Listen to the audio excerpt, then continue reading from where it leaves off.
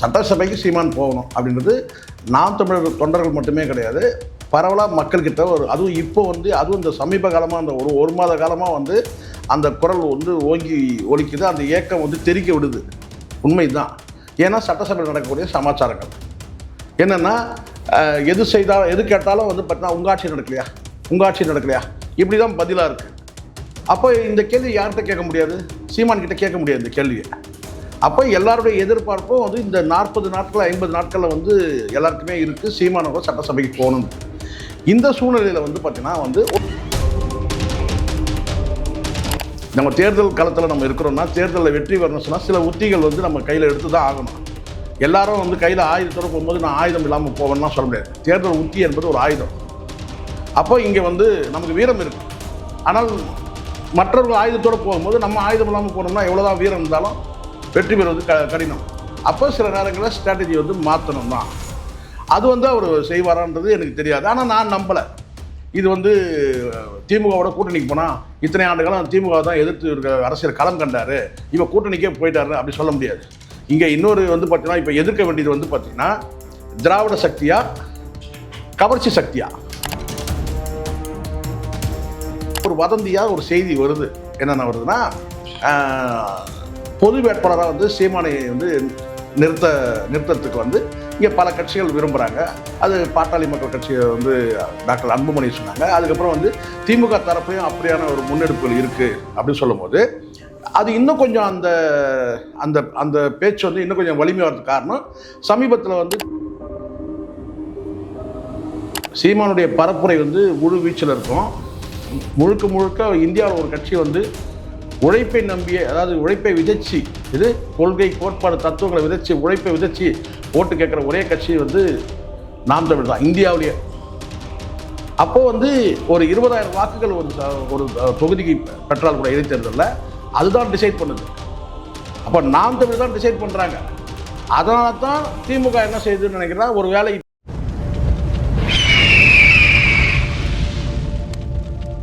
அரசியல் கருத நேயர்களுக்கு வணக்கம். இன்று நம்மோது இணையும் சிறப்பு விருந்தினர் மூத்த பத்திரிகையாளர் திரு சேகோரா ஜெய்சங்கர் அவர்கள். வணக்கம் சார். வணக்கம் சார். வணக்கம் சார். எப்படியாச்சு எதிர்கட்சிகளோட அந்த சீட்டுக்களை, அதாவது குறிப்பாக அதிமுகவோட எம்எல்ஏ பதவிகளை காலி செஞ்சு இடைத்தேர்தலில் வர வச்சு அதில் பெரும்பான்மை நிரூபித்து விடலாம் அப்படின்ற எண்ணத்தோடு தாவேகா செயல்பட்டு வருது.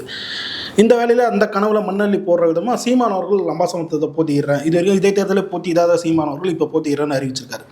இதை எப்படியாச்சும் மழுங்கடைக்க செய்யணும் அப்படின்ற ஒரே காரணத்துக்காக நாம் தமிழர் கட்சியோட தலைவர் சீமான் பொது வேட்பாளராக இருக்காரு அப்படின்ற ஒரு நரேட்டிவை தாவேகா திட்டமிட்டே பரப்புறாங்க அப்படின்னு சொல்லிட்டு நாம் தமிழர் கட்சின்னு குற்றம் சாட்டுறாங்க. எப்படி பார்க்குறீங்க அது? முதல்ல இது நான் ஏற்கனவே பலமுறை சொல்லியிருக்கிறேன். இங்கே எல்லாருக்கும் ஒரு ஆசை இருக்குது. என்னன்னா, சீமான் அவர்கள் சட்டசபைக்கு போகணும். அது எப்படி போவார் அப்படின்னு ஒரு கேள்வி இருக்கு இல்லையா? எப்படியாவது போகணுன்றது மக்கள் விரும்புகிறாங்க. சட்டசபைக்கு சீமான் போகணும் அப்படின்றது நாம் தமிழர் தொண்டர்கள் மட்டுமே கிடையாது, பரவலாக மக்கள்கிட்ட அதுவும் இப்போ அதுவும் இந்த சமீப காலமாக அந்த ஒரு மாத காலமாக அந்த குரல் ஓங்கி ஒலிக்குது. அந்த ஏக்கம் தெரிக்க விடுது. உண்மைதான்.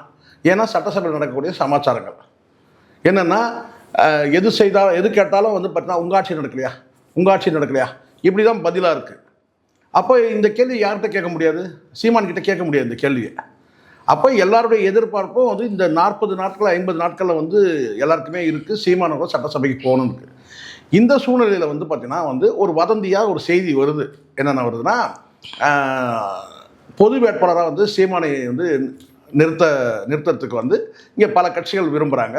அது பாட்டாளி மக்கள் கட்சியை டாக்டர் அன்புமணி சொன்னாங்க. அதுக்கப்புறம் திமுக தரப்புலையும் அப்படியான ஒரு முன்னெடுப்புகள் இருக்குது அப்படின்னு சொல்லும்போது அது இன்னும் கொஞ்சம் அந்த அந்த அந்த பேச்சு இன்னும் கொஞ்சம் வலிமை வரதுக்கு காரணம், சமீபத்தில் திருமண நிகழ்ச்சியில் 2 பேரும் ஒரே சோஃபாவில் உட்காந்துருந்தாங்க. பக்கத்தில் நெருக்கமாக இருந்தாங்க. பக்கத்தில் வேறு எங்கள் தலைவன் வைகோ, பக்கத்தில் இன்னும் ஒரு பக்கம் அங்கே ஒரு பக்கம் வைகோ ரொம்ப தர்ம சங்கத்தில் நெளிஞ்சார். அதுதான் ஒரு பெரிய கோபமே கூட. என்னன்னு கேட்டால், இப்போ சாடுறதுக்கு கேட்டால் சீமான் கிட்ட முக்கியத்துவம் கொடுத்து பேசினாரு, என் பக்கம் திரும்பவே இல்லை. இது இந்த இடத்துல ஒரு விஷயத்தை நான் சொல்கிறேன் பாருங்களேன். அது சிரிக்கக்கூடாது. தயவு செஞ்சு இந்த காணொலி பார்க்குறவங்க தயவு செஞ்சு சிரிக்காதீங்க. சிரிச்சிங்கன்னா நான் பொறுப்பு கிடையாது. நானும் அண்ணன் நக்கீரன் கோபால் இதை சொல்லக்கூடாது. அண்ணன் வேறு கோச்சிப்பாரான்னு தெரில. அண்ணன் நக்கீரன் கோபால் கோச்சிப்பாரா என்னன்னு தெரில. நானும் அண்ணன் நக்கீரன் கோபாலும் ஒரு மேடை நிகழ்ச்சியில் பங்கேற்றோம். நான் வந்து அப்போ வந்து ஒரு பார்வையாளர் பக்கம் தான் உட்காந்துருந்தேன். ஆனாலும் அந்த மேடையில் நிகழ்ச்சி ஏற்பாடுறதுக்கு என்ன செஞ்சாங்க, நான் போன உடனே என்ன செஞ்சாங்க, ஸ்டேஜுக்கு வரணும்னு சொல்லி கூப்பிட்டாங்க. நான் இங்கேயே உட்காந்துக்கிறேன்னு சொன்னேன். ஆனால் இல்லை நீங்கள் வாங்கன்னு சொல்லும்போது உடனே நான் வந்து வந்திருக்கிறாரான்னு சொல்லிட்டு எனக்கு கேட்டு நான் வந்து சேகுவாரா வந்திருக்காரான்னு சொல்லி இங்கே பாருங்க பார்த்துட்டு வாங்கன்னு சொல்லிட்டு மேலே உட்காருங்கன்னு சொல்லிட்டு என்ன செஞ்சார், என்னை வந்து கூப்பிட்டு வந்து என்ன செஞ்சார், பக்கத்தில் உட்கார வச்சிட்டாரு. சரி, அண்ணன் வந்து நமக்கு இவ்வளோ ஒரு முக்கியத்துவம் கொடுக்குறாரு, ரொம்ப மரியாதை கொடுக்குறாரு, நம்மளை கூப்பிட்டு பக்கத்துலேயே உட்கார வச்சுட்டாரு அப்படின்னு சொல்லும்போது நான் நினச்சேன், சரி அண்ணன் ரொம்ப நமக்கு மரியாதை கொடுக்குறாரு அப்படின்னு சொல்லிட்டு நான் நினச்சேன். நான் போய் அங்கே உட்காரும் போது வந்து பார்த்தீங்கன்னா அண்ணன் பக்கத்தில் வந்து ஒரு பெண் உட்காந்துருந்தாங்க. நான் வந்து போன உடனே என்ன செஞ்சார், என்ன செஞ்சார், அந்த பெண்ணை வந்து பக்கத்தில் வேறு இன்னொரு நாற்காலியில் இல்லை அந்த பக்கத்தில் உட்கார சொல்லிட்டு என் பக்கத்தில் உட்கார வச்சார். நான் உட்காந்த பிறகு சார் நான் நினச்சிட்டு எனக்கு அண்ணன் ரொம்ப நமக்கு முக்கியத்துவம் கொடுக்குறாரு அப்படின்னு சொல்லிட்டு நான் ரொம்ப ஒரு பெருமிதமாக இருந்துச்சு எனக்கு. அண்ணன் வந்து நம்ம ரொம்ப முக்கியத்துவம் தராரு, நம்ம வந்து ஒரு பார்வையாளர் உட்காந்து இந்த இடத்துல வந்து அவங்க அறிவித்த உடனே நம்ம ஏதோ பின் இருக்கையில் உட்கார வைப்பான்னு நினச்சாங்க. ஆனால் முன் இருக்கையில் உட்கார வைக்கிறது இல்லாமல் வந்து பார்த்தீங்கன்னா நம்மளை வந்து பக்கத்துலேயே உட்கார வச்சிட்டாரு அப்படின்னு சொல்லிட்டு அந்த பெண்ணை வந்து அந்த சைடில் போக சொல்லிட்டு, இல்லை வந்து பார்த்தீங்கன்னா பின்னாடி இந்த சைடில் போக சொல்லிட்டு நம்மளை உட்கார சொல்லிட்டாரு. நான் ரொம்ப பெருமையாக நினச்சேன். அப்புறம் தான் அண்ணன் காதில் என்கிட்ட சொன்னார், நீங்கள் தான் என் கற்பையை காப்பாற்றுனீங்க அப்படின்னு சொன்னார். என்ன சொன்னார், அண்ணன் நீங்கள் என் கற்பை காப்பாற்றிட்டீங்க அப்படின்னு சொன்னார். யார், நக்கீரன் காப்பாற்ற சொன்னார். இதுதான் நான் நினச்சேன். சரி, அண்ணன் வந்து நமக்கு ரொம்ப மரியாதை கொடுத்து ரொம்ப முக்கியத்துவம் கொடுத்து உட்கார சார். கடைசியில் வந்து இப்படி ஒரு வார்த்தை சொன்னார். அதாவது என்னென்னா வந்து பக்கத்தில் வந்து உட்காரச்சு என் கற்பை காப்பாற்றிட்டீங்க அப்படின்னு சொன்னால் பொதுவாக என்னென்னு கேட்டிங்கன்னா அவருக்கு பார்க்குறவங்க பார்வையிலேருந்து நம்ம கற்பு காப்பாற்றப்பட்டதுன்னு பொருந்து அப்படி தான் நம்ம எடுத்துக்கணும். பார்க்குறவங்க பார்வையிலேருந்து நம்ம கற்பு காப்பாற்றப்பட்டது அப்படின்னு சொல்லிட்டு. ஸோ இது எதுக்குன்னா, இங்கே வந்து இந்த இடத்துல வந்து மு.க. ஸ்டாலின் என்ன நினச்சிருப்பாருன்னா, இந்த துரோகி பக்கத்தில் எப்படி இந்த வைகோ என்ற அந்த துரோகி பக்கத்தில் நான் உட்கார வேண்டிய சூழ்நிலை வந்துச்சு. அந்த இடத்துல வந்து பார்த்தீங்கன்னா என்னை வந்து நீங்கள் காப்பாற்றிட்டீங்க. யாரை, சீமானை நீங்கள் என்னை காப்பாற்றிட்டீங்க. சப்போஸ் சீமான் அங்கே இல்லைன்னா என்ன இருக்கும், அந்த ஒரே சோஃபாவில் வந்து வைகோ உட்கார மாதிரி ஆகிட்டுருக்கோம், இல்லை வைகோவும் வந்து இவரும் பக்கத்தில் உட்கார மாதிரி ஆகிட்டுருக்கோம். கரெக்டாக? அப்போ அந்த இடத்துல வந்து மு.க. ஸ்டாலினை காப்பாற்றுனது யார், சீமான் தான் காப்பாற்றிருக்கிறார். ஏன்னா வந்து அந்த பக்கம் திரும்பவே இல்லை, அவர் இந்த பக்கமே திரும்பி வந்து சீமான் பக்கம் தான் திரும்பி பேசிகிட்டு இருந்தார். ஸோ அதனால் இதை நீங்கள் எப்படி வேணால் நீங்கள் எடுத்துங்க. இந்த காணொலி பார்க்குறவங்க மு.க. ஸ்டாலின் வந்து பார்த்தீங்கன்னா வைகோ என்ற துரோகிக்கிட்ட இருந்து அந்த சூழலை தப்பிக்கிறதுக்கே வந்து சீமான் தான் வந்து உதவி செஞ்சார், பயன்படுத்தி கொண்டாரு. ஆமாம் அப்படின்னு சொல்லுது. அதை சீமானை பயன்படுத்தி கொண்டாரு சொல்லலாம், சீமான் உதவியார் சொல்ல முடியும். பக்கத்தில் வந்து துரோகி. அதனால தான் இல்லை இதில் சீமான் நினைச்சு யூரியா வாண்டதான் நமக்கு வந்து இவ்வளோ அதுதான் இப்போ நான் சொல்லிட்டேன் ஒரே எக்ஸாம்பிள். எனக்கு அதுதான் தோணுச்சு. என்னன்னு கேட்டால் நக்கீரன் கோபால் என்ன சொன்னாருன்னா, அந்த மேடையில் நம்ம என்ன சொன்னார், என்ன நானும் இந்த காட்சி பார்க்கும்போது என் மனசுக்குள்ள தெரிஞ்சுன்னா, இது எங்கேயோ நமக்கு வந்து எட்டுது திடீர்னு இந்த காட்சி. நம்ம ரொம்ப அன்னைக்கு அண்ணன் நக்கீரன் கோபால் சொன்னார் என்னென்னு கேட்டால், நம்மளை கூப்பிட்டு பக்கத்தில் உட்கார சொன்னார். என்னன்னு சொன்னால், அங்கே வந்து ஒரு பெண் உட்காந்துருந்தாங்க, அவங்கள வந்து பார்த்தீங்கன்னா வேற ஒரு இடத்துக்கு நகர்த்திட்டு நம்மளை அங்கே பக்கத்தில் உட்கார சொன்ன கேட்டால், என்னன்னாக்கா என் கற்பை நீங்கள் தான் காப்பாற்றிட்டீங்க. அதே மாதிரி இருந்தோம் இங்கே வந்து சீமான் வந்து துரோகிக்கிட்ட இருந்து காப்பாற்றுறதுக்கு சீமான் தேவை அப்படின்றத நம்ம புரிஞ்சுக்கணும். உள்ளபடியாக அது வந்து தேர்தலில் வந்து பார்த்தீங்கன்னா வந்து இன்னைக்கு உள்ள நான் சொல்கிறேன், என் அறிவுக்கு எட்டின வரைக்கும் நான் சொல்கிறேன். எனக்கு மற்றவங்க மாதிரி எனக்கு இந்த பெரிய ஸ்ட்ராட்டஜிலாம் எனக்கு தெரியாது. அந்த அளவுக்குலாம் நான் ரொம்ப அறிவார்ந்த நபர்லாம் கிடையாது. நானும் இப்போ ஒரு சொல்கிறேன் பாருங்கள், வரக்கூடிய தேர்தலில் 2029 பாராளுமன்ற தேர்தலாக இருக்கட்டும் அல்லது 2031 சட்டமன்ற தேர்தல் இருக்கும், 2 சக்திகள் இணைந்தால், மு.க. ஸ்டாலின் சீமான் 2 சக்திகள் இணைந்தால் எந்த சக்தியும் ஒன்றும் பண்ண முடியாது. ஆனால் அது எனக்கு தெரியாது. அது வந்து சீமான் அவருடைய முடிவை நான் எப்படி சொல்ல முடியும்? அந்த கட்சி எடுக்கிற முடிவு. என்ன பார்வையை நான் சொல்லிடுறேன். எனக்கு எந்த தடையே கிடையாது. இல்லை, அதனால தான் நம்ம எந்த கட்சியில் போய் இணையறது இல்லை. எந்த கட்சிக்கும் ஆதரவாகவும் பேசுறது கிடையாது, எதிராகவும் பேசுறது கிடையாது. பிரச்சனைகள் அடிப்படையில் நான் பேசுகிறேன். என் பார்வையில் நான் சொல்கிறேன். இங்கே வந்து திமுகவும் நாம் தமிழ் கட்சியும் இணையுமான்னு எனக்கு தெரியாது. ஆனால் இணைந்தால் வெற்றி உறுதி.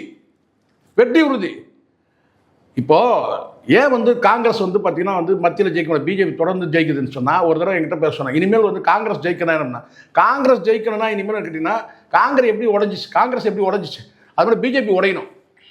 பிஜேபி உடையாத போது அது மோடி இல்லைனாலும் சரியா, அது வேற யார் வந்தாலும் பார்த்தீங்கன்னா பிஜேபி ஆட்சி மத்தியில் இருந்து வந்து ஒன்றும் பண்ண முடியாது. பிஜேபி ரெண்டா உடையுமா சொல்லுங்க? பிஜேபி ரெண்டா உடைஞ்சிச்சுன்னா அப்போ காங்கிரஸ் வாய்ப்பு இருக்கு. இப்போ பிஜேபி ஏன் இப்படி ஒரு வாய்ப்பு இருக்குன்னு கேட்டால் அங்கே காங்கிரஸ் துக்குநூறாக உடைஞ்சிருக்கு. அது மாதிரி என்னன்னு கேட்டீங்கன்னா இங்கே வந்து பார்த்தீங்கன்னா இப்போ இருக்கிற வலிமையான கட்சி வந்து கேட்டால் அதிமுக கட்சி வந்து பார்த்தீங்கன்னா அது தலைமை சரியில்லைன்றது கன்ஃபார்ம் ஆயிடுச்சு. அதுவும் சட்டமன்றத்தில் கிளியராக பார்த்துட்டோம்.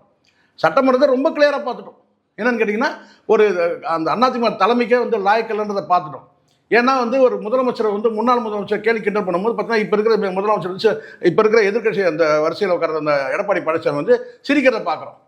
உங்கள் கட்சியிலேருந்து ஆளை உருவிட்டு இருக்கு. உங்கள் கட்சியிலேருந்து ஆளை உருவிட்டு இருக்கிறாங்க. நீ பேசணும், நீ கொந்தளிக்கணும். ஒரு செகண்ட் உனக்கு வாய்ப்பு இருக்கும் போதெல்லாம் அங்கே கொந்தளிக்கணும். அங்கே உட்காந்து நீ சிரிச்சிட்டு இருக்கிற பல்ல காட்டிட்டு அப்புறம் நீ என்ன தலைமை? அதிமுக கதை முடிஞ்சிச்சு. அப்போ அந்த தாவேக்கான்ற கட்சி ஒரு வலிமையாக இருக்குது. இதை ஒரு விஷயம் நான் சொல்கிறேன் குறிப்பிட்டு. இந்த தாவேக்காவுக்கு ஒரு நெருக்கடி, கரூர் சம்பவத்தில் ஒரு நெருக்கடி ஏற்படுது. அந்த நெருக்கடிக்கு சப்போர்ட் பண்ணது யாரு? எடப்பாடி பழனிசாமி. அந்த எடப்பாடி பழனிசாமி தலைமையில் இருக்கிற அந்த அதிமுகவை இன்னைக்கு வந்து சூரத்தங்க மாதிரி உடைக்கிறாங்க. அப்படிதான் சொல்லுங்க. சரியான உதாரணம், சூரத்தங்க மாதிரி உடைக்கிறாங்க தாவேக்கால. அப்போ இதுல இருந்து உங்களுக்கு என்ன தெரியுது? இந்த அரசியலில் வந்து நட்பு, பாசம் இதெல்லாம் எதுவுமே கிடையாது. இந்த ஆதரவு இதெல்லாம் எதுவுமே கிடையாது. எல்லாமே ஆதாய அரசியல். இன்னைக்கு ஆதாயம் வந்து அவங்களுக்கு வந்து பார்த்தீங்கன்னா மெஜாரிட்டி ப்ரூவ் பண்ணணும். அதுக்கு கட்சி தேவை உடை. கடந்த காலத்தில் வந்து இதே தேமுதிகவை அதிமுக உடைச்சிது. கடந்த கால வரலாறு. அதோடைய பிரதிபலன் தான் இன்னைக்கு அனுபவிக்குது அதிமுக. நாளைக்கு தாவேக்காக்கு என்ன நிலைமை சொல்ல முடியாது. இதெல்லாம் அரசியலில் மாறி இப்படி வந்துகிட்டே இருக்கும். ஆனால் இன்னைக்கு எடப்பாடி பழனிசாமியோட நிலைமை என்ன? காலி முடிஞ்சிச்சு. அதிமுக பொறுத்த வரைக்கும் முடிஞ்சிருச்சு. இதுக்கு மேலே தேர்றதுக்கான வாய்ப்பு கிடையாது. அது காரணம் அங்கே ஆர்கனைஸ் பண்ணக்கூடிய தலைமையில் அறிவார்ந்த தலைமையும் கிடையாது. அப்போ இங்கே தாவேக்கான்ற கட்சி வலிமையாக இருக்கும்போது தாவேக்கா இனி ரெண்டா உடையுமா? அதுக்கெல்லாம் வாய்ப்பே கிடையாது. நினச்சி கூட பார்க்க முடியாது. விஜய் இருக்கிற வரைக்கும் ரெண்டா உடையாது. விஜய் தான் அங்கே ஒரே ஒரு கல்ட்டு. அதனால தான் வந்து ரெண்டாவது தலைமைன்றதை வந்து உருவாகாமல் ஜான் ஆரோக்கியசாமி வந்து கரெக்டாக கட்டம் கட்டி வச்சிருக்கிறார். ஒரே பிம்பம் தான் இங்கே இருக்கணும். ரெண்டாவது சக்திலாம் இருக்கக்கூடாது. ரெண்டாவது சக்தி தான் அது பிளவுபடும். அதனால தான் ரெண்டாவது சக்தி உருவாகாமல் இன்னைக்கு வரைக்கும் வந்து பார்த்தீங்கன்னா இந்த கட்சி தொடங்கினதுலேருந்து பார்த்தீங்கன்னா எவனோ ரெண்டாவது நபர் எவனுமே இருக்க மாட்டான். அப்படி ரெண்டாவது நபர் வரணும்னு ஆசை இருக்குது. அப்படி ஒரு முயற்சி இருக்குது. ஆதவர்ஜனாவுக்கு அந்த ஆசை இருக்குது. ஆனாலும் அதை பேலன்ஸ் பண்ணுறது வந்து பார்த்தீங்கன்னா ஜான் இருக்கிற வரைக்கும் அது நடக்காது. இந்த ரெண்டாவது விஜய் தான் ஒரே கல்ட்டு, ஒரே ஆளுமை. எப்படி எம்ஜிஆர் தான் ஒரே ஆளுமை, எப்படி ஜெயலலிதா ஒரே ஆளுமை, அதே மாதிரி விஜய் ஒரே ஆளுமை. அப்போது அங்கே வந்து ஸ்பிளிட் ஆகிறதுக்கு வாய்ப்பு இல்லை. அப்போ ஸ்பிளிட் ஆகாத போது வலிமையான ஒரு கூட்டணி தேவை எதிரணிக்கு. எப்படி ஜெயலலிதா உங்களுக்கு தெரியும், எனக்கு ஒரு டைம் விஜய் வந்து திமுக எதிர்த்து போராடுறதுக்கு விஜயகாந்த் கூட்டணி வச்சாங்க 11. ஆனால் வந்து வெற்றியும் கண்டாங்கன்னு வச்சுங்களேன். எதிர்கட்சி தலைவராக அவர் மாறினார். சூழ்நிலை அப்படி மாறிச்சு. அது மாதிரி இன்னைக்கு டிஎம்கே டிவிகேவை எதிர்க்கணும்னா டிஎம்கேக்கு வந்து பார்த்தீங்கன்னா தனியாக நின்று அடிக்க முடியாது. ஏன்னா அங்கே கவர்ச்சிகரமான ஒரு ஆளுமை இருக்குது. இங்கே கவர்ச்சிகரமான ஆளுமை கிடையாது. அப்போ இன்னொரு சப்போர்ட் தேவை. அந்த சப்போர்ட் யாராக இருக்க முடியும்? எல்லாமே துரோகின்னு ஆயிடுச்சு. விசிகா துரோகி, மதிமுக துரோகி, இருக்க அத்தனை கட்சியும் துரோகி ஆகிட்டாங்க. முடிஞ்சிச்சு. அப்போ வந்து வலிமையான சக்தி. அப்போ துரோகியை விட எதிரி பரவாயில்ல. மாற்று கருத்து, மாற்று சித்தாந்தம் இருந்தால் கூட அங்கே வந்து நீங்கள் தேர்தலுக்கான ஒரு கூட்டணி உடன்படிக்கை போகலாம். கடந்த காலத்தில் வந்து உதாரணம் வந்து பார்த்தீங்கன்னா வந்து ரைட் பர்சன் இந்த ராங் பார்ட்டி வாஜ்பாய் போனாங்க இல்லையா? அப்போ இந்த இடத்துல வந்து பார்த்தீங்கன்னா நீங்கள் ரைட் பர்சன்றது வந்து பார்த்தீங்கன்னா வந்து ராங் பார்ட்டின்னு சொல்ல முடியாது. அங்கே ரைட் பர்சன் தான். ரைட் பர்சன் இந்த ரைட் பார்ட்டி நாம் தமிழர் கட்சி. அப்படி நீங்கள் எடுத்துக்க வேண்டியதுதான். ஆனால் அது எடுத்துகிட்டு நீங்கள் தேர்தல் கூட்டணிக்கு போனீங்கன்னா தப்பிச்சுது திமுக. இல்லைன்னா திமுக வந்து பார்த்தீங்கன்னா இந்த முறை மீண்டும் தோல்வியை சந்திக்கும். ஆனால் சார் இப்போ திமுகவே இப்படி ஒரு ப்ரொபோசலை வைக்கிறாங்கன்னு கூட வச்சுக்கிங்க, சீமான் அவர்கள் இதை அக்செப்ட் பண்ண மாட்டார். அதுதான் இங்கே இப்போ பிரச்சனையே. இப்போ எல்லாரும் என்ன எதிர்பார்க்கறது? சீமான் தானே முடிவு எடுக்கிறேன். இப்போ நான் எப்படி சொல்ல முடியும்? நானோ இல்லை யாருமே சொல்ல முடியாது சார். இங்கே வந்து பார்த்தீங்கன்னா ஏன்னா ஒரு கருத்து இப்படி இருக்குது. என்னன்னு கேட்டிங்கன்னா அவர் வந்து கூட்டணி தனித்து போட்டிடுற வரைக்கும் தாங்க அவருக்கு செல்வாக்கு. தனித்து போட்டிடாமல் கூட்டணிக்கு போயிட்டாருன்னா இப்போ இந்த சில பரதேசிகள்லாம் பேசினுக்கிறானுங்கல்ல, 100 கோடி வாங்கிட்டாரு, இந்த பீலா பிஸ்மி, இந்த தருதலைங்களாம், அந்த அது என்ன வேணா வார்த்தையாலும் போட்டுங்க. நாதாரிகள், இந்த நாதாரிகள் யார்? இந்த நாதாரிகள் தான் சார் சாத்தை சொல்ல 3 guys. அதான் சொல்கிறேன். அந்த மாதிரி இவங்கெல்லாம் பேசும்போது கேட்டால் 500 கோடி வாங்கிட்டானு. நல்ல வேலை 100 கோடி சொல்லிட்டீங்களா போவீங்க. இது கம்மியாக சொல்லிட்டீங்க 100 கோடின்னு. 500 கோடி 1000 கோடி சொல்லிடக்கூடாதா? இல்லை சொல்கிறேன் நான். அப்போது இங்கே வந்து பார்த்தீங்கன்னா சீமான் அவர்கள் தான் வந்து முடிவெடுக்கணும். நாம் தமிழர் கட்சியில் சில பேரோட கருத்து இப்படி கூட இருக்குது. என்னன்னு கேட்குறீங்கன்னா, நம்ம தம்பிக்கு பேசுவாங்க, தனித்து போட்டிடாமல் கூட்டணிக்கு போனார்னா அண்ணனுடைய அந்த செல்வாக்கு குறைஞ்சிரும். நான் அப்படி பார்க்கல. சில நேரங்களில் உத்திகள் தேவை, தேர்தல் உத்திகள் தேவை. நம்ம தேர்தல் காலத்தில் நம்ம இருக்கிறோம்னா, தேர்தலில் வெற்றி வரணும்னு சொன்னால் சில உத்திகள் வந்து நம்ம கையில் எடுத்து தான் ஆகணும். எல்லாரும் வந்து கையில் ஆயுதத்தோடு போகும்போது நான் ஆயுதம் இல்லாமல் போவேன்னா சொல்ல முடியாது. தேர்தல் உத்தி என்பது ஒரு ஆயுதம். அப்போ இங்கே வந்து நமக்கு வீரம் இருக்குது. ஆனால் மற்றவர்கள் ஆயுதத்தோடு போகும்போது நம்ம ஆயுதம் இல்லாமல் போனோம்னா எவ்வளோதான் வீரம் இருந்தாலும் வெற்றி பெறுவது கடினம். அப்போ சில நேரங்களில் ஸ்ட்ராட்டஜி வந்து மாற்றணும் தான். அது வந்து அவர் செய்வாரான்றது எனக்கு தெரியாது. ஆனால் நான் நம்பலை. இது வந்து திமுகவோட கூட்டணிக்கு போனால் இத்தனை ஆண்டுகளும் திமுக தான் எதிர்த்து இருக்க அரசியல் களம் கண்டார், இப்போ கூட்டணிக்கே போயிட்டாரு அப்படி சொல்ல முடியாது. இங்கே இன்னொரு வந்து பார்த்தீங்கன்னா, இப்போ எதிர்க்க வேண்டியது வந்து பார்த்தீங்கன்னா திராவிட சக்தியா கவர்ச்சி சக்தியா, அப்படி வாங்க இப்படி வாங்க. இந்த கிங்ஸ்லி சொல்லுவார்ல, நீ அப்படி வரியான்னு. இப்போ நான் சொல்கிறேன், இப்போ இங்கே 2 சக்தி வலிமையான சக்தி இருக்குது. சித்தாந்த சக்தி, திராவிட சித்தாந்த சக்தியை வந்து பார்த்தீங்கன்னா கவர்ச்சி சக்தியை வந்து பார்த்தீங்கன்னா கபலீகரம் பண்ணுது, அடித்து துவம்சம் பண்ணுது. ஏன்னா வந்து ஒரு கட்சியை மொத்தமே வந்து அதிமுக கட்சியை வந்து பார்த்தீங்கன்னா செதறி போச்சு, அவ்வளோதான். அப்போது இந்த இடத்துல வந்து திமுகவும் பலவீனமாக தான் இருக்குது, பெருசாக நீங்கள் சொல்லிக்க முடியாது. ஏன்னா உங்கள் ஆட்சியில் நடந்ததெல்லாம் வந்து பார்த்தீங்கன்னா வந்து இங்கே கூடுதலாக நடக்குது, விகிதாச்சாரம் தான் கூட குறைவு. ஆமாம், இங்கே ஆணவப்படுகளை இங்கே ஆணவப்படுது, அங்கே வெட்டி கொண்டாங்க, இங்கே தூக்கில் தொங்க விட்டாங்க, அப்படி தான் இருக்குது. அதனால் என் பார்வையில் நான் சொல்கிறேன், இங்கே வந்து பார்த்தீங்கன்னா வந்து இன்றைக்கி நாம் தமிழர் கட்சியோடு சேர்ந்து இணைந்து, நாம் தமிழர் கட்சியோடு சேர்ந்து இணைந்து திமுக பயணித்தா திமுகவுக்கு வந்து அது வலிமை. அதே சமயத்தில் நாம் தமிழர் கட்சிக்கு வந்து பார்த்திங்கன்னா வந்து மக்கள் பிரதிநிதித்துவம் பெறுவதற்கு வாய்ப்பு இருக்குது. இப்போ எவ்வளோ நாளைக்கு நம்ம இப்படியே இருப்போம். நமக்கும் ஒரு எண்ணம் இருக்குல்ல, சீமான் வந்து சட்டசபையில் பேசணும். அப்போ மக்கள் உண்மையான சட்டசபைன்றது அன்றைக்கி தான், இப்போ நடக்கிறதான் கிடையாது. உண்மையான அங்கே வந்து பார்த்திங்கன்னா வந்து ஒரு தமிழ்நாட்டு மக்களுக்காக, தமிழர்களுக்காக ஒரு உரிமை யுத்தம் நடக்குது சொன்னால் சீமான் என்னைக்கு சட்டசபையில் கால் வைக்கிறார் அன்றைக்கி தான். இல்லை சார், வரலாறு காணாத 17 சட்டமன்ற, இது 17வது சட்டமன்றம், இது 16ல் பார்க்காத வந்து அந்த சட்டமன்றத்தில் அந்த காட்சிகள் வந்து சீமான் வந்து பயணம் வந்து கோட்டைக்குள்ளே இருக்கும்போது அன்றைக்கி தான் இருக்குது. அதான் சார், அந்த விஷயத்தை தகர்க்கணும் அப்படின்னு சொல்லிட்டு தான் இந்த பொது வேட்பாளர் நரேட்டிவை தாவேகா செட் செய்யுதுன்றாங்க. இன்னொரு குறிப்பிட்ட இல்லை, அது என்னென்னா ஒரு வேலை இல்லை, நீங்கள் சொல்கிறதுலாம் இப்போ சொல்லிடுறேன் நான். இதை வந்து இந்த வதந்தி, இந்த பேச்சு, இது எல்லாத்தையுமே வந்து தாவேகா பண்ணுறதா அப்படின்னு பண்ணுச்சுன்னு அப்படி வந்து ஒரு இப்போ ஒரு தகவல் வந்துட்டு இருக்கு இல்லையா, அப்படி பண்ணுறதுக்கு வாய்ப்பு இருக்கான்னா வாய்ப்பு இருக்குது.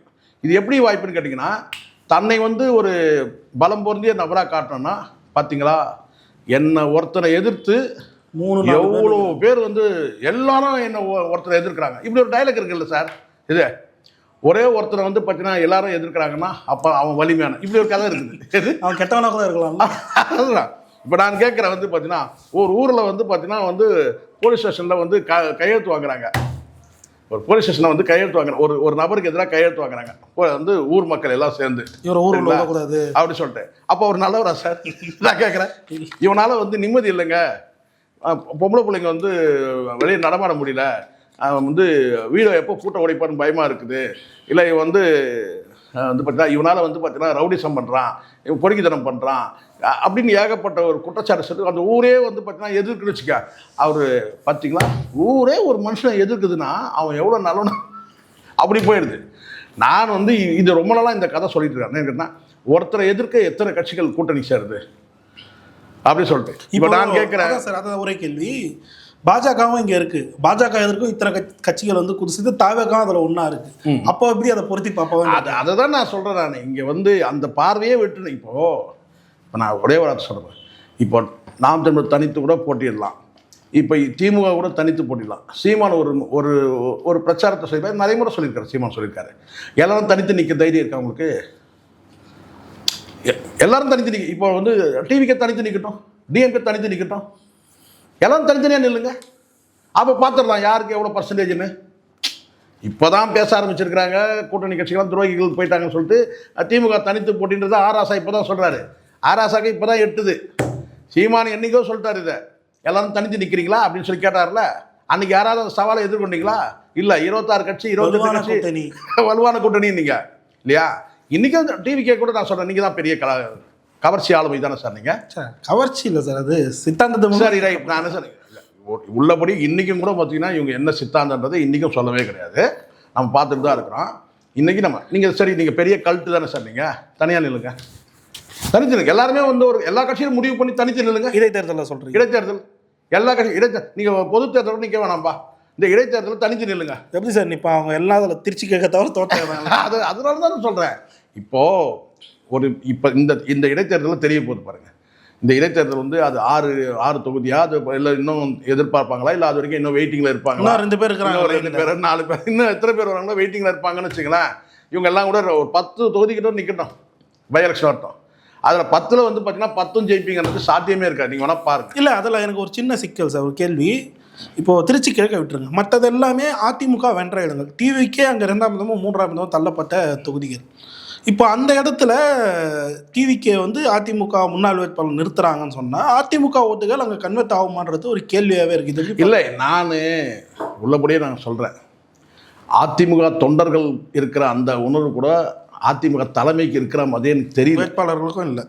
வேட்பாளருக்கு எப்படி விசுவாசம் இருக்கும்? தலைமை முதல்ல சரியாக இருக்கணும் சார், அப்போ தான் சார் வேட்பாளர் விசுவாசமாக இருப்பான். ஒரு மொத்தம் 1 லட்சம் வாக்கு வித்தியாசம் ஜெயிச்சு நல்லா தெரியுது. வந்து பார்த்தீங்கன்னா இந்த நிர்வாகம் வந்து ப்ரூவ் பண்ணணும் சார், தலைமைனா ப்ரூவ் பண்ணணும். ஜெயிக்கிறமோ இல்லையோ, ஜெயிக்கிறது விடுங்க சார், நீங்கள் வெற்றி பெற வேணாம் சார். நீங்கள் உங்களுடைய செயல்பாடு வந்து பார்த்தா ஏங்க அவர் செயல்பாடு சரியாக இருக்குங்க, மக்கள் வாக்களிக்கலை, ஆனால் அங்கே தொண்டர்கள் வாக்களிக்கிறாங்க, ஏதோ ஒரு கோடியே 13 லட்சம் வாக்குகள் வாங்கிட்டாரு, அப்படி தான் நான் சொல்கிறேன். அங்கே விழக்கூடிய வாக்குகள் அத்தனையுமே நான் பார்க்குறேன். அந்த ரெட்டைலைக்கும் ஜெயலலிதா மீதான அந்த அந்த அந்த அந்த ஒரு கல்ட்டுக்கு, அந்த ஒரு ஆளுமைக்கும் எம்ஜிஆர் என்ற ஆளுமைக்கும் தான் விழுந்திருக்குதே தவிர, எடப்பாடி பழனிசாமி வந்து பார்த்தீங்கன்னா அதை வந்து மல்டிபிள் பண்ணிட்டாரு அப்படின்னு சொல்கிறதுக்கே முடியல. அப்படிதான் அவர் செயல்பாடு நடவடிக்கைலாம் எப்படி இருக்குது? 40லேருந்து 20 குறைஞ்சிருச்சு வாங்க சார். அப்போது இவ்வளோதான், இன்னும் கூட சரிய தான் வாய்ப்பு இருக்குது. அதனால் வந்து இங்கே டிவிகேன்ற அந்த கட்சி வந்து நீங்கள் வந்து ஏற்கனவே அவங்க 2ஆவது இடத்துக்கு வந்துட்டோம், 3ஆவது இடத்துக்கு கூட வந்துட்டோம், எப்படி இருக்கும். ஆனால் இந்த தேர்தலில் இப்போ நிலைமைகள் மாறும்போது ஆட்சிக்கு எதிரான ஓட்டும் இருக்குது. அதையும் நீங்கள் கணக்கில் எடுக்கணும்ல. வந்து 50 நாட்கள் ஆட்சியை பார்த்துட்டாங்கல்ல. அவள் எப்படி வந்து பார்த்தீங்கன்னா டிவிக்கு வந்து பார்த்தீங்கன்னா நீங்கள் வந்து மாற்றி போட்ட அதிமுக ஓட்டு போட்டவங்களாம் இப்போ டிவிக்கு ஓட்டு போட்டுருவாங்களா? கடந்த தேர்தலுக்கு முன்னாடியே ஓட்டு போடல, இப்போ ஆட்சிக்கு எதிரான வந்து பார்த்தீங்கன்னா வந்து மனநிலை இருக்குது. அப்போ எப்படி வாக்களிக்க முடியும்? அதாவது இந்த 3 திசை போட்டி இருக்கும்போது, மும்முனை போட்டின்னு இருக்கும்போது, அங்கே 4ஆவதாக இருக்கக்கூடிய வந்து சராசரியாக ஒரு 20,000 வாக்குகள் தொகுதிக்கு ஒரு தொகுதிக்கு 20,000 வாக்குகள். அதுதான் டிசைட் ஆகும் யார் வந்து வெற்றி என்பது. டிவிக்கு வெற்றியா, டிஎம்கே வெற்றியா, ஏடிஎம்கே வெற்றியா என்பதை இந்த இடைத்தேர்தலில் சீமானுடைய பரப்புரை வந்து முழு வீச்சில் இருக்கும். முழுக்க இந்தியாவில் ஒரு கட்சி வந்து உழைப்பை நம்பிய, அதாவது உழைப்பை விதைச்சி, இது கொள்கை கோட்பாடு தத்துவங்களை விதைச்சி, உழைப்பை விதைச்சி ஓட்டு கேட்குற ஒரே கட்சி வந்து நாம் தமிழ் தான் இந்தியாவிலேயே. அப்போது வந்து ஒரு 20,000 வாக்குகள் ஒரு தொகுதிக்கு பெற்றால் கூட இடைத்தேர்தலில் அதுதான் டிசைட் பண்ணுது. அப்போ நாம் தமிழ் தான் டிசைட் பண்ணுறாங்க. அதனால தான் திமுக என்ன செய்யுதுன்னு நினைக்கிறா, ஒரு வேளை இப்படி ஒரு பார்வை இருக்குது, நாம் தமிழ் மீது ஒரு பார்வை இருக்குது, கூட்டணியில் வந்து இணைச்சிக்கணும் ஆர்வம். ஆனால் அது இணையமா இல்லையான்றதை சீமானவர் தான் முடிவு பண்ணால் நம்ம சொல்ல முடியாது. இந்த தேர்தல் கண்டிப்பாக, இந்த இடைத்தேர்தல் வந்து வெற்றி வாய்ப்பு என்பது வந்து மாற்றக்கூடிய இடத்துல வந்து நாம் தமிழர் இருக்குது. ஆனால் அம்பாசமுத்திரத்தில் வந்து பார்த்தீங்கன்னா ஒரு பொது வேட்பாளர் நிறுத்தப்பட்டார், சீமான் நிறுத்தப்பட்டார், கண்டிப்பாக வெற்றி உறுதி, சபைக்கு போவார். இப்போ அந்த கலக்கம் வந்து அவங்களுக்கு இருக்குது, தாவேக தரப்பில் அந்த கலக்கம் இருக்குது. அச்சப்படுறாங்க. அச்சம்லாம் கிடையாது, ஸ்ட்ரைட்டாக வார்த்தையை சொல்லுங்கள், மக்களுக்கு புரிகிற மாதிரி. பயப்படுறாங்க. அல்லு இல்லைன்னு சொல்லுவாங்கல்ல, இது லைட்டாக வயிற்றில் புளியை கரைக்குதுன்னு சொல்லுவாங்க. ஆனால் ஒரு வேட்பாளர், ஒரு சட்டமன்ற உறுப்பினர் ஒரு தாக்கத்தை ஏற்படுத்த முடியும் அப்படின்னு சார். நீங்கள் அதனால தான் நான் ஏற்கனவே சொல்லியிருக்கிறேன், நாம் தமிழரை பெறக்கூடிய அந்த ஒரு ஓட்டம் வந்து பார்த்தீங்கன்னா 1000 ஓட்டுக்கு சமம். ஒரு ஓட்டு 1000 ஓட்டுக்கு சமம். அது மாதிரி ஒரு வேட்பாளர் வந்து பார்த்தீங்கன்னா 234க்கும் வந்து பார்த்தீங்கன்னா சவாலாக இருப்பார்னா கண்டிப்பாக இருப்பார். நான் நம்புகிறேன் அதை, மற்றவங்க நம்புறாங்க, எனக்கு அதை பற்றி கவலையும் கிடையாது. சீமான் அந்த வேட்பாளர் காரணம் என்ன கேட்டால் வந்து கட்சியோட வந்து பார்த்தீங்கன்னா கொள்கை சித்தாந்தம் சார். அதை தாண்டி வந்து அதை எடுத்து வைக்கிற விதம் ஒன்று இருக்குல்ல, அதை பேசுறதுன்னு ஒரு விதம் இருக்குல்ல, தமிழ்நாட்டு மக்களுடைய உரிமையை பேசுறதுக்குன்னு வந்து பார்த்தீங்கன்னா ஒரு குரல் இருக்குல்ல, ஒரு பாணி இருக்குல்ல, அது ஆங்கிலம் சொல்ற ஸ்டைல் இருக்குல்ல, அது பேசக்கூடிய ஸ்டைல்னு ஒன்று இருக்குல்ல, அது சீமானை தவிர வந்து ஆங்கிலம் சொல்கிறேன், வேறு வழி இல்லாமல் சொல்கிறேன். பாணின்னா புரியாது. அப்புறம் வந்து இப்போ இந்திக்காரன் நிறைய பேர் வந்துட்டான், பாணின்னு சொன்னாருன்னு. நான் பாணின்னு சொல்லலை, அதை எடுத்து வைக்கிற ஸ்டைல்னு ஒன்று இருக்குல்ல. ஸோ அதில் வந்து பார்த்தீங்கன்னா வந்து சீமானுடைய பேச்சுக்கள் வந்து ஒட்டுமொத்தமாக வந்து தமிழ்நாடு திரும்பி பார்க்கும் சட்டசபையை. அது நடக்கும், அது நம்ம பார்க்கணும். இது எப்படி நகர்வு இருக்குன்றதை நம்ம பார்க்கலாம். கண்டிப்பாக வந்து மக்கள்கிட்ட எதிர்பார்ப்பு. ஏன்னா இங்கே அடிப்படையில் மீண்டும் ஒரு வார்த்தை இங்கே சொல்கிறேன், அந்த மேனிஃபெஸ்டோ இருக்குல்ல, அதாவது சீமானோட வெளியிட்ட அந்த மேனிஃபெஸ்டோ, நான் ஏற்கனவே ஒரு தடவை நான் தான் முதல்ல சொன்னேன். என்னென்னு கேட்டிங்கன்னா, இது வந்து ஒரு குர்ஆனுக்கு சமம், இது ஒரு பைபிளுக்கு சமம், இது வந்து ஒரு கீதைக்கு சமம் அப்படின்னு நான் சொன்னேன். அதுதான் அங்கே பலமே, கட்சியின் பலமே அதுதான். அதுவும் வந்து சீமான் என்கின்ற கல்ட், ஒரு ஆளுமை, அதுதான் அங்கே இந்த 2 பலம் தான். அதுதான் அந்த நாம் தமிழரோட அடித்தளமே. ஸோ அந்த அடித்தளம் சரியாக இருக்கும்போது வந்து பார்த்திங்கன்னா அங்கே வந்து சட்டசபை வந்து எப்படி நடக்குதுன்னு பாருங்கள். கிட்டத்தட்ட எப்படி வந்து ஒரு ஸ்கூலில் வந்து பார்த்திங்கன்னா டீச்சருங்க வரும்போது கூட சலசலப்பு இருக்கும், ஒரு ஹெட்மாஸ்டர் ரவுண்ட்ஸ் வராருன்னா சைலண்ட்டாக இருக்கும்ல, அப்படி தான் இருக்கும் சபை. ஓகே சார், பல்வேறு கேள்விக்கு மிகவும் தெளிவாக இருக்கும். நேரத்துக்கு நன்றி. நன்றி சார்.